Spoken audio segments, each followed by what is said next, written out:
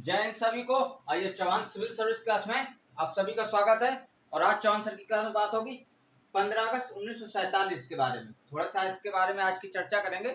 जैसा कि आज का दिन आपका आज़ादी का दिन है, आज़ादी महोत्सव मना रहे हैं लोग, तो हम इसमें बात ये करेंगे क्या कारण था कि देश को आज़ादी 15 अगस्त को ही दी गई, या 15 अगस्त 1947 को ही देश क्यों आज़ाद हुआ। तो इसके बारे में आज की क्लास में हम थोड़ा सा चर्चा करेंगे, क्योंकि भाई हम लोग आज़ादी मना रहे हैं। आज़ादी का पहला तो अंग्रेजों के गुलाम थे, इसलिए उसको आज़ाद किया गया था। लोगों के दिमाग में होगा कि 15 अगस्त 1947 को हमको गुलामी से मुक्ति मिली थी, देश को आज़ाद किया गया था अंग्रेजों ने।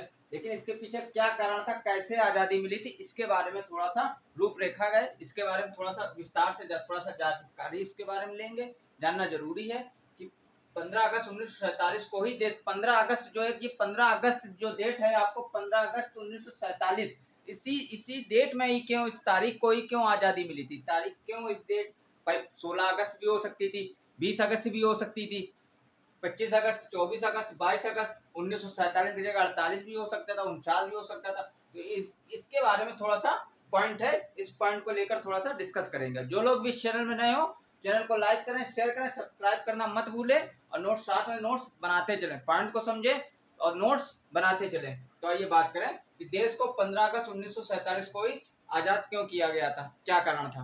देखिए, पहले तो कैबिनेट मिशन आया था। कैबिनेट मिशन से यह समझ लीजिए भारत को आज़ादी के लिए प्रस्ताव ब्रिटिश में भी चालू हो गया था, और इसका प्रस्ताव कैबिनेट मिशन के माध्यम से रखा जाना प्रारंभ हो गया था। मेन मुद्दा जो आपका, जो भारत को स्वतंत्रता देने का जो उद्देश्य हुआ था, जो पूरी तरह से रूपरेखा कैबिनेट मिशन में बन गई। इसमें एक प्रस्ताव रखा गया था कि भारतीय लोग हैं, एक उनको मतलब एक उत्तरदायी लोगों के लिए एक संविधान सभा का गठन किया जाए, उत्तरदायी लोगों को सत्ता हस्तांतरण के लिए एक प्रस्ताव रखा जाए। जो लोग भी चाहते हैं, तो एक संविधान सभा का गठन किया गया था इसी कैबिनेट मिशन में, और इसका उद्देश्य था भारत का विभाजन करना। इस कैबिनेट मिशन को, इसके बाद इसमें द्वितीय विश्व युद्ध हुआ। द्वितीय विश्व युद्ध के समाप्त हो जाने पर वहां पे ब्रिटेन में लेबर पार्टी की सरकार आ गई। लेबर पार्टी की सरकार आ गई जो कि भारत के पक्ष में थी, जो कि भारतीयों से सहानुभूति रखती थी। कई क्यों, क्योंकि जो वहां पे ब्रिटेन में जो लेबर पार्टी की सरकार बनी थी, उसमें प्रधानमंत्री क्लेमेंट एटली बने थे। क्लेमेंट एटली वहां के प्रधानमंत्री थे, और जो क्लेमेंट एटली जो ब्रिटेन के प्रधानमंत्री थे, उनके भारत के जो महत्वपूर्ण जो नेता थे, जो अच्छे राजनीतिक नेता थे, उनसे उनके कुछ मित्रतापूर्ण संबंध थे, मित्र थे। तो इसके कारण उनकी जो क्लेमेंट एटली जो भारत ब्रिटेन के प्रधानमंत्री बने थे, उनको भारत से सहानुभूति थी, और उन्होंने इस कैबिनेट मिशन के तहत उन्होंने प्रस्ताव रखा था। ब्रिटेन हाउस ऑफ कॉमन्स में, ब्रिटेन की संसद में प्रस्ताव रखा था कि भारतीयों को संविधान सत्ता हस्तांतरण किया जाए, उनका एक संविधान बनाया जाए, इसलिए एक संविधान सभा का गठन किया जाए। तो ये प्रस्ताव यहाँ पर रखा गया था, और इस प्रस्ताव के तहत ब्रिटेन के हाउस ऑफ कॉमन्स में कैबिनेट मिशन भारत भेजा गया था। कैबिनेट मिशन 1946, 16 मई 1946 को भारत आया था, और इस मिशन के अध्यक्ष लॉर्ड पैथिक लॉरेंस मिशन के अध्यक्ष थे।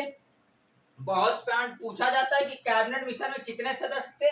कैबिनेट मिशन में 3 सदस्य थे, Lord Pethick Lawrence, Stafford Cripps, A B Alexander. और दूसरा पॉइंट पूछा जाता है, कैबिनेट मिशन के 16 मई 1946 को भारत आया था, और इसके अध्यक्ष लॉर्ड पैथिक लॉरेंस के नेतृत्व में आया था। इसके अध्यक्ष, कैबिनेट मिशन के अध्यक्ष कौन थे?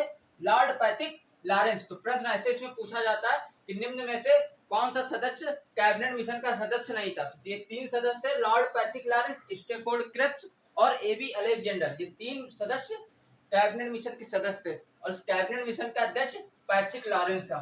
तो ये समझिए, ये पॉइंट है आपका, बहुत महत्वपूर्ण पॉइंट है। एग्जाम से, बहुत एग्जाम में पूछे, लगभग ज्यादातर एग्जाम में कैबिनेट मिशन से प्रश्न यही आते हैं कि निम्नलिखित में से कौन सा सदस्य कैबिनेट मिशन का सदस्य नहीं था। इसका उद्देश्य था भारत का विभाजन और संविधान सभा का गठन कर, इसके कैबिनेट मिशन के माध्यम से किया गया था। तो ये 2 पॉइंट ये।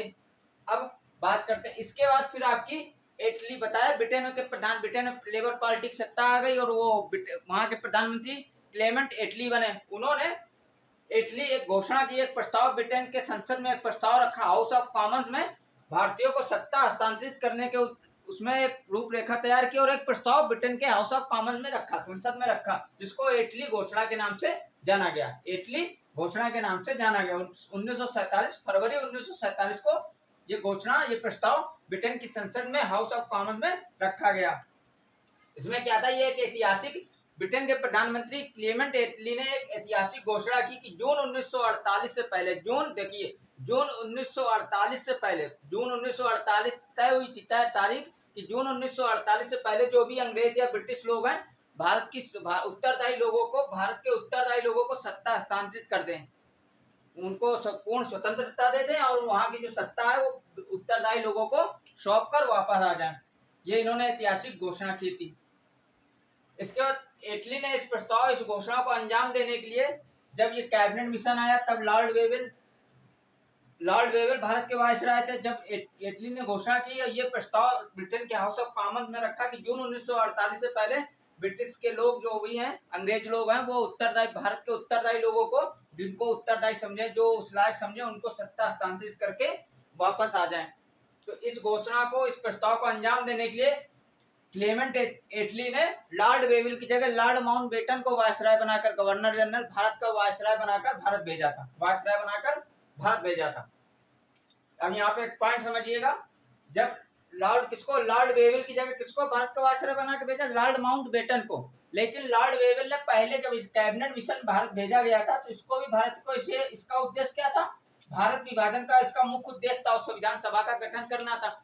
तब इस समय वायसराय लॉर्ड वेविल थे, तो लॉर्ड वेविल ने इस पर भी काम किया, क्योंकि भारत का विभाजन होना है। तो लॉर्ड वेविल ने एक ब्रेक डाउन प्लान तैयार किया था। लॉर्ड वेविल जो वायसराय थे उस समय, लॉर्ड वेविल ने एक ब्रेक डाउन प्लान 31 मार्च 1947 को, 31 मार्च 1947, 31 मार्च 1947 को एक ब्रेक डाउन प्लान तैयार किया। और इस प्लान में इन्होंने बताया, लॉर्ड वेविल ने, कि 31 मार्च 1947 तक अंग्रेजों को भारत को छोड़ने का पूर्ण रूप से सुझाव दिया था, अंग्रेजों को भारत छोड़ने का पूर्ण रूप से सुझाव दिया था। लॉर्ड वेविल ने जो अपना एक ब्रेक डाउन प्लान तैयार किया था, उस प्लान में 31 मार्च 1947 तक अंग्रेजों को भारत को छोड़ने का पूर्ण रूप से सुझाव इन्होंने दे दिया था, पहले ही कह दिया था। इस भारत विभाजन योजना मुख्य उद्देश्य और संविधान सभा का जब प्रस्ताव रखा गया था, उसमें इन्होंने ब्रेक डाउन प्लान के माध्यम से अंग्रेजों को ये सुझाव दिया, ये प्रस्ताव दिया अंग्रेजों को।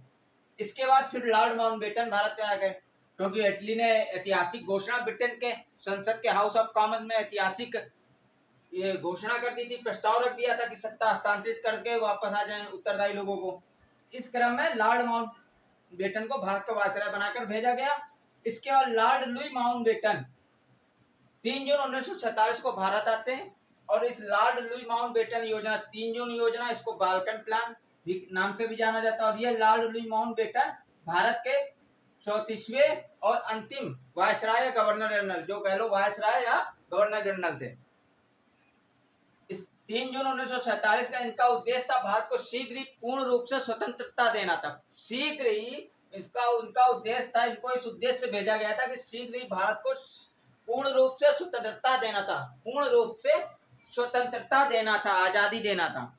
इस क्रम में इन्होंने, और इनके साथ में इसमें ब्रिटिश ये लेखक थे लॉरी कॉलिंस और लॉपियर ने एक पुस्तक लिखी, Freedom at Midnight. Freedom at Midnight में माउंटबेटन के बारे में कुछ बताया, उल्लेख किया है कि लॉर्ड माउंटबेटन को भारतीयों के बीच एक ऐसे महान, भाई क्लेमेंट, किसमें, ब्रिटिश लेखक Larry Collins and Larry Collins और लॉपियर ने अपनी पुस्तक फ्रीडम एट मिडनाइट में कुछ माउंटबेटन के बारे में कुछ उल्लेख किया है कि ब्रिटेन के प्रधानमंत्री क्लेमेंट एटली ने लॉर्ड माउंटबेटन को भारत इस उद्देश्य से भेजा था कि वो शीघ्र ही भारत को पूर्ण स्वतंत्रता देने के लिए काम करें, और माउंटबेटन को भारतीयों के बीच एक ऐसे महान राजनीतिक और छबीले राजकुमार के रूप में पेश किया रखा है, जिसने अपने आकर्षक व्यक्तित्व और कुटिलता और चतुराई से भारतीयों की सबसे बड़ी समस्या थी उसको पलक झपकते हल कर दिया। ये आप समझिए, इसलिए इनको, माउंटबेटन को भारत भेजा था क्लेमेंट एटली ने। इसके बाद भारत विभाजन योजना एटली ने, जो ब्रिटेन के प्रधानमंत्री क्लेमेंट एटली, तो 20 फरवरी 1947 को तैयार की गई, क्योंकि इन्होंने ऐतिहासिक घोषणा यहाँ की गई थी। तो 20 फरवरी 1947 को भारत विभाजन योजना तैयार हो गई, और इनको उसमें क्या कहते हैं, ब्रिटिश के संसद में, हाउस ऑफ कॉमन्स में इन्होंने ऐतिहासिक घोषणा भी कर दी, सत्ता हस्तांतरित की जाएगी योग्य लोगों को। और इस क्रम में ब्रिटिश प्रधानमंत्री क्लेमेंट एटली ने हाउस ऑफ कॉमन में 3 जून 1947 को भारत विभाजन की घोषणा 3 जून 1947 को कर दी। अब बात करें 15 अगस्त 1947 को दिन क्यों तय हुआ। लॉर्ड माउंटबेटन जब भारत के वायसराय बन के आए थे, उस समय, इसके पहले 1939 से 1945 तक द्वितीय विश्व युद्ध चला। 1945 में द्वितीय विश्व युद्ध समाप्त हुआ, तो द्वितीय विश्व युद्ध का दौर था, द्वितीय विश्व युद्ध समाप्त हुआ था और जो भी अर्थव्यवस्था थी वो पूरी तरह से तहस नहस हो चुकी थी। और इसमें द्वितीय विश्व युद्ध जब समाप्त हुआ था, तब इसमें क्या हुआ था, 6 अगस्त को हिरोशिमा और 9 अगस्त को नागासाकी में अमेरिका ने जापान के 6 अगस्त को जापान के हिरोशिमा और 9 अगस्त नागासाकी में अमेरिका ने परमाणु बम गिराया और पूरी तरह से जापान को तबाह कर दिया। इस कारण जापान ने 15 अगस्त 1945 को अमेरिका के समक्ष आत्मसमर्पण किया। 15 अगस्त 1945 को जापान ने अमेरिका के समक्ष आत्मसमर्पण करके द्वितीय विश्व युद्ध को समाप्त कर दिया। ये जो तिथियां थी, ये सारी घटना लॉर्ड माउंटबेटन के दिमाग में चल रही थी। ये सारी तिथियां लॉर्ड जब भारत आए थे, इस भारत विभाजन योजना पे एक काम कर रहे थे, तो ये सारी तिथियां भी लॉर्ड माउंटबेटन के दिमाग में चल रही थी कि कैसे द्वितीय विश्व युद्ध समाप्त हुआ, कैसे जापान ने, क्योंकि जापान सबसे शक्तिशाली, उस समय द्वितीय विश्व युद्ध में जापान सबसे शक्तिशाली था, लेकिन अमेरिका ने जब परमाणु बम गिरा के जापान को तबाह कर दिया, तब इसने आत्मसमर्पण कर दिया। तो ये सारी घटनाएं लॉर्ड माउंटबेटन के दिमाग में चल रही थी। इस घटना को देखकर, क्योंकि जापान ने आत्मसमर्पण कब किया, 15 अगस्त 1945 को, इसी कारण, इस तिथि के कारण माउंटबेटन ने भी सोचा कि भारतीयों को भी सत्ता हस्तांतरित की जाए, सत्ता सौंपी जाए, आत्मसमर्पण, भाई अंग्रेजों को भी एक सत्ता सौंपना, हस्तांतरित करना, एक आत्मसमर्पण करना हो गया। तो इन्होंने ये तारीख चुनी थी 15 अगस्त 1947, क्योंकि 47 में प्लान था 3 जून 1947, लेकिन 15 अगस्त इसलिए चुना क्योंकि 15 अगस्त को जापान ने अमेरिका के सामने आत्मसमर्पण करके युद्ध समाप्त कर दिया था। और इसीलिए भाई सत्ता हस्तांतरित करना मतलब अंग्रेजों ने अपनी सारी सत्ता जो है, सारा दारोमदार जो दायित्व है, वो किसको सौंप दे, भारतीयों को सौंप कर वापस आ जाए। तो मतलब ये भी एक आत्मसमर्पण कर रहे हैं। तो इस क्रम से 15 अगस्त की तारीख चुनी गई। 15 अगस्त 1947 को भारत को आजादी, स्वतंत्रता दिया गया और यूके की संसद में भारतीय स्वतंत्रता अधिनियम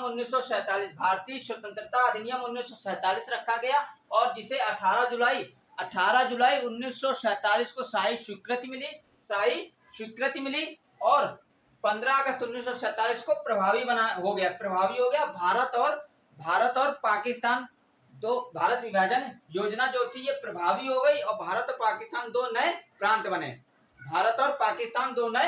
बने। अब इसमें सीमा निर्धारण के लिए एक आयोग बनाया गया जिसे सीमा आयोग कहा गया और सर रेडक्लिफ के अध्यक्षता में एक सीमा आयोग का गठन किया गया था। सर रेडक्लिफ के अध्यक्षता में एक सीमा आयोग का गठन किया गया जिसने भारत और पाकिस्तान के बीच सीमा रेखा का निर्धारण किया था। किसने? सर रेडक्लिफ, इसीलिए रेडक्लिफ रेखा के नाम से जाना जाता है। तो भारत और पाकिस्तान के बीच रेडक्लिफ रेखा थी जिसके सीमा आयोग का गठन किया गया और जिसके अध्यक्ष सर रेडक्लिफ को बनाया गया और भारत और पाकिस्तान के बीच सीमा रेखा का विभाजन और सीमा रेखा का निर्धारण किया गया। तो ये थी मेन जो कारण था, वो ये था कि द्वितीय विश्व युद्ध में जापान का अमेरिका के समक्ष आत्मसमर्पण करना, 15 अगस्त 1945 को आत्मसमर्पण करना, इसीलिए 15 अगस्त की तारीख चुनी गई थी।